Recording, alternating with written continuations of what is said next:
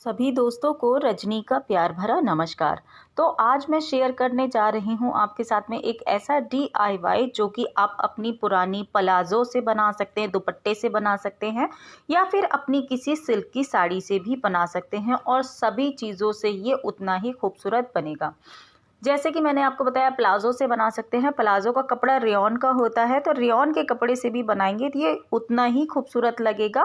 और इस DIY को बनाना भी बहुत आसान है।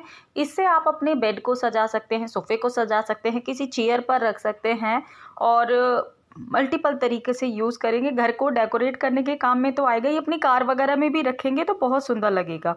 तो यहाँ पर मैंने लिया है, मेरे पास एक ये वेलवेट का कपड़ा पड़ा हुआ था लगभग 1 मीटर। तो इस 1 मीटर कपड़े को मैंने 2 हिस्सों में कट कर लिया है। तो ये देखिए लगभग ये 24 इंच जो था वो तो चौड़ाई थी और इसकी जो लंबाई थी वो 56 थी। 56 इंच इसकी लंबाई और 24 इंच इसकी चौड़ाई।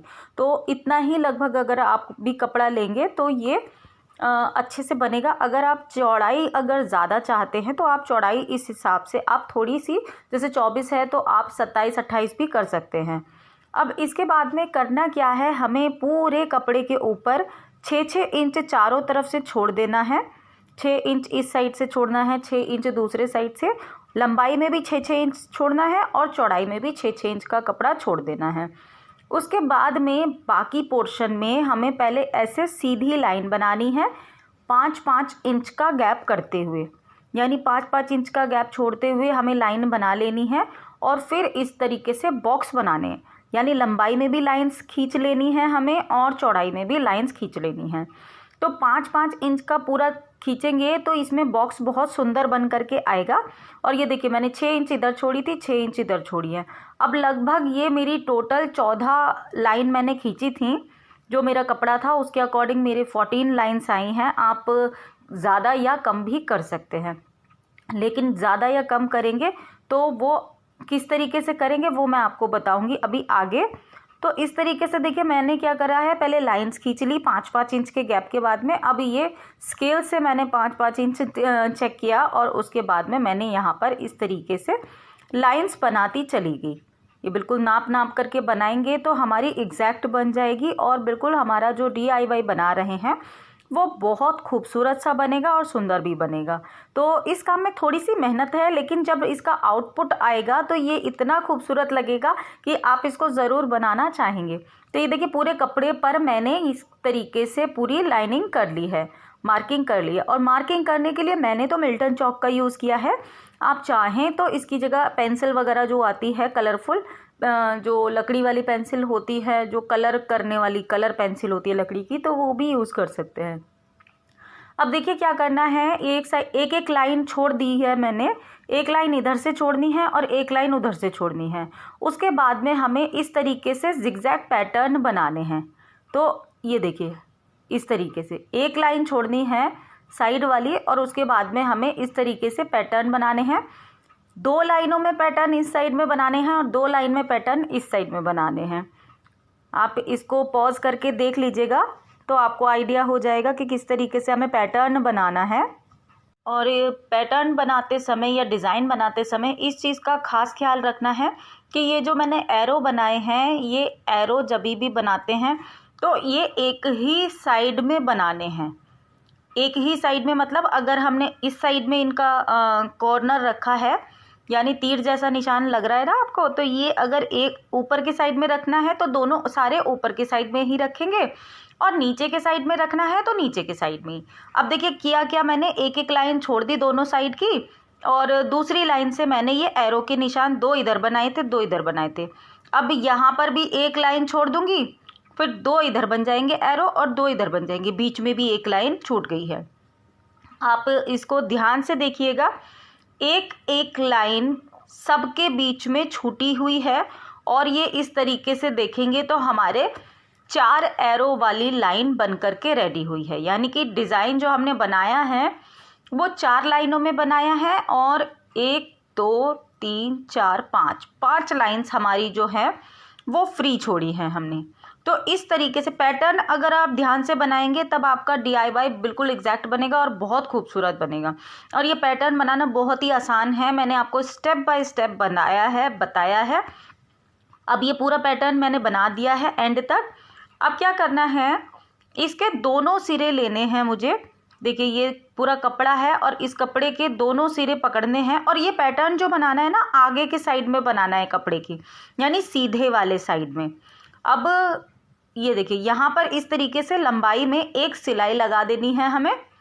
इसके चारों तरफ फिर एक सर्कल सा हो जाएगा। और जब सिलाई लगाएंगे तो इस चीज़ का ध्यान रखना है कि हमारी सिलाई बिल्कुल एग्जैक्ट खानों के ऊपर, बिल्कुल सिलाई ऊपर नीचे नहीं होनी चाहिए सिलाई लगाते समय। अब मैंने लिए हैं कुछ गोल्डन बीड्स, यानी कि मोती मेरे पास पड़े हुए थे। और अब हमें लेना है धागा सुई के अंदर करके। धागा आप मैचिंग भी ले सकते हैं, या तो कपड़े के मैचिंग लीजिएगा धागा, या फिर आप लीजिएगा आपके जो भी बीड्स हैं उसका मैचिंग, तो वो दिखेगा नहीं सिलाई में। अब करना क्या है, हमें बिल्कुल एक पहला जो हमने लिया है ना, जिस साइड से हमने ये कपड़ा लिया है जहाँ पे हमने एरो का निशान बनाया है, एक ही एरो को लेना है हमें और ऊपर के साइड से सिलाई करनी है। एक नीचे का पॉइंट कॉर्नर पकड़ा और वो एक ऊपर वाला कॉर्नर पकड़ा। आप ये ध्यान से देखिए, यहाँ पे हमने सुई लगाई और इस तरीके से हमने यहाँ पर इसको कर दिया और खींच दिया पकड़ के, तो कपड़ा नीचे के साइड में चला जाएगा। अब हम यहाँ पर पक्का कर देंगे। इसी तरीके से टाँका लगाना है हमें एक, ये डबल ट्रिपल करके आप टाँका लगा दीजिए। तो क्या होगा ना, नीचे के साइड में कपड़े को ले लेना है और यहाँ पर इस तरीके से हमें ये सुई से सिल देना है। और इसके ऊपर धागा ना लगे तो इसके लिए हमें दिखेगा नहीं, तो इसके लिए हमें क्या करना है, जो हमने मोती लिया था ना उसको हमने लगा देना है इसके ऊपर और नीचे के साइड में धागा तोड़ लेंगे। तो इसी तरीके से करते हुए पूरी लाइन को हमें ऐसे करके ही सिलना है। बस जहाँ जहाँ पे हमने निशान लगाए हैं, तिरछे तिरछे निशान लगाए हैं, हमें इसी तरीके से सिलना है। पहले 2-3 बार उसको पक्का करके लगा दीजिए, फिर आपको मोती लगाना है। तो इस तरीके से मैंने पूरे में लाइन को कवर कर लूँगी। इस चीज़ को हमें बहुत ध्यान से करना है। ये देखिए, जो मेरे तिरछी तिरछी लाइनें खींची थी मैंने, वहाँ पर मैंने सिलाई करनी है। और अगर जैसे हम सिलाई करते हुए आएंगे तो इसमें पूरे में चुन्नट बन जाएगी, जो कि हमारे जो हम बना रहे हैं DIY उसका पैटर्न बन गया। अब ये देखिए, पहली लाइन में मैंने इस तरीके से पूरे में मोती लगा दिए हैं और पैटर्न भी बन गया है एक साइड का। ये इस एक कोने से, सिलाई वाले कोने से शुरू करे थे मैंने और दूसरे सिलाई वाले कोने पे देखिए ख़त्म हुआ है मेरा पूरा। अब ये इस तरीके से बन गया। अब क्या करना है, दूसरी में जो उसके बराबर वाला एरो था उसको हमें छोड़ देना है। वैसे इसमें इसी डिज़ाइन में, इसी पैटर्न में हम 2-3 तरह के डिज़ाइन बना सकते हैं, लेकिन मैं इसको छोड़ रही हूँ, मैं दूसरा डिज़ाइन बना रही हूँ। तो इसके बगल वाला जो हमारा एरो था ना, जैसे हमने तीर का निशान लगाया था, तो तीर के निशान का एक कोना जो था वो तो हमने सिल दिया, दूसरा कोना हमें छोड़ देना है। अब उसके बाद में क्या करना है, ये वाला कोना मैंने छोड़ दिया।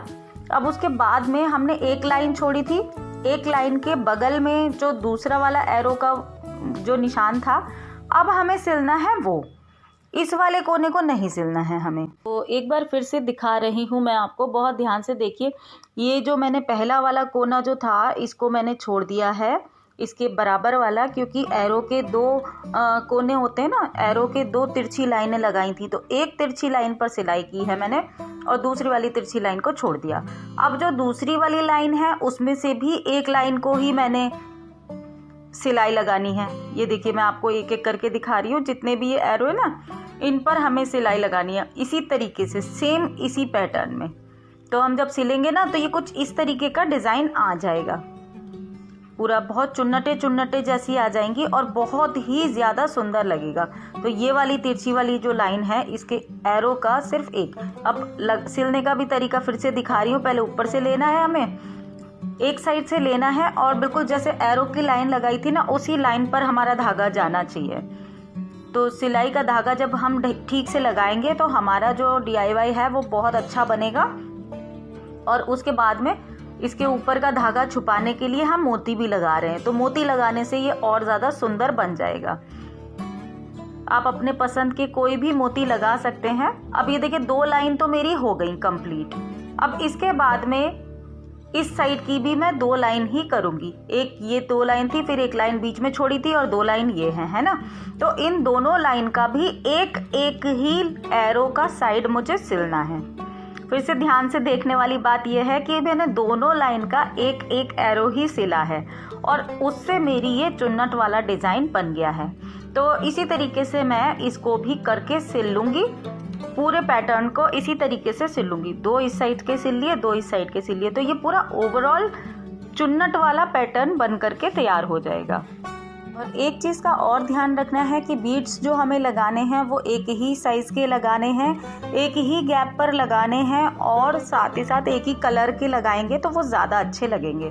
तो ये देखिए मैंने यहाँ पर इस तरीके से ये जो 2, एक बार फिर से दिखा रही हूँ आपको पास से, ये जो 2 एरो दिख रहे हैं ना, इन 2 एरो के बस ये वाला साइड में सिल रही हूँ। एक साइड इस वाले मतलब एक पट्टी में हमने 2 एरो लगाए। मैं बार बार इसी चीज़ का बता रही हूँ क्योंकि इससे करने से अगर हम इस चीज़ का ध्यान रखेंगे तो कहीं पर कोई भी गड़बड़ नहीं होगी और बिल्कुल अच्छे से ये हमारी स्टिचिंग आएगी और चुन्नटें जो बनेंगी वो भी बहुत अच्छी और बिल्कुल एक जैसी चुन्नट बनेगी और जब हम मोती लगाएंगे तो उसमें भी दिक्कत नहीं होगी। तो ये देखिए मैंने पूरे में लगा दिया है। और अब जो ये 2 साइड के बचे हैं किनारे, आप देखिए इस तरीके से लग रहा है फिलहाल। जहाँ पर हमने सिलाई की थी कपड़े की, यानी कि जो हमने दोनों कपड़ों के कोने सिरे जो मोड़े थे उससे लेकर के अब हम नई सिलाई शुरू करेंगे। उसके लिए मैंने मोटा वाला धागा ले लिया है बड़ी वाली सुई में। जो सुई होती है हमारी बड़े, जैसे रजाई में गद्दे वगैरह में जो धागे डालते हैं, उसमें जो मैंने वो वाली सुई ली है और इसमें धागा भी मोटा वाला लिया है, मजबूत वाला। और इसमें चुन्नटें बनाते हुए हाथ से, जैसे हम साड़ी की प्लीट्स बनाते हैं ना, इस तरीके से ये चुन्नटें हम जोड़ लेंगे। और ये देखिए आपको ध्यान से दिखा रही हूँ, अगर आप ढंग से देख पा रहे हैं तो इस तरीके से हमने सारी चुन्नटों को इकट्ठा करना है फिंगर की हेल्प से और सबको आपस में जोड़ लेना है। और जोड़ने के बाद में जब धागा खींचेंगे तो सब ये इकट्ठी हो जाएंगी। और इसके बाद में ये हमने धागा लिया है काफ़ी मजबूत, इसको लगा देंगे हम कस के नॉट। बहुत मजबूत हाथ से इसकी डबल ट्रिपल नॉट कर देंगे और नॉट का जो धागा है वो हम अंदर के साइड में कर देंगे जिससे कि धागा दिखे ना। तो अभी ये कुछ इस तरीके से लग रहा है। अब इसके ऊपर लगाना है मुझे बटन। तो बड़ा वाला बटन लगाएंगे, कोई खूबसूरत सा ग्लिटर वाला बटन लगाएंगे तो ये बहुत ज़्यादा सुंदर लगेगा।